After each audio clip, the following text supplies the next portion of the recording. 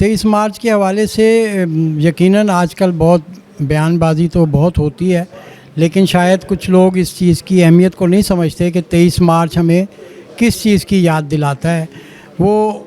قرارداد پاکستان کے حوالے سے، وہ مینار پاکستان کے حوالے سے، وہ قائد اعظم کے حوالے سے ہمارے ذہن میں بہت کچھ ہے، اور یقیناً وہ اس قرارداد کے حوالے سے ہی لوگ 23 مارچ کو یاد کرتے ہیں۔ لیکن اس کے پس پردہ جو عوامل تھے، جو قائد اعظم یا اقبال یا محمد علی جوہر اور اس وقت کی تحریک پاکستان کی پوری ٹیم جو ہمیں بتانا چاہتی تھی، جو سمجھانا چاہتی تھی، شاید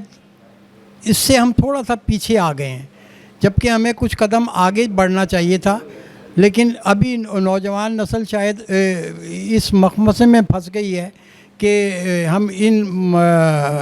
سوشل میڈیا اور دیگر چیزوں میں کہ وہ اس ہمارے قرارداد مقاصد سے بہت دور ہو گئی۔ تو میں سمجھتا ہوں کہ اگر ہم تھوڑا سا قدم اٹھائیں اور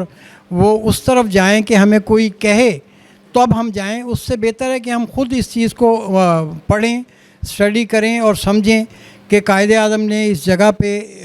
ہم سے کیا خطاب کیا تھا، ان کے کیا مقاصد تھے۔ یقیناً یہ پاکستان انہی دنوں کی دین ہے جو ہم یہاں پہ رہ رہے اور بس رہے ہیں، اور انشاءاللہ تا قیامت بستے رہیں گے۔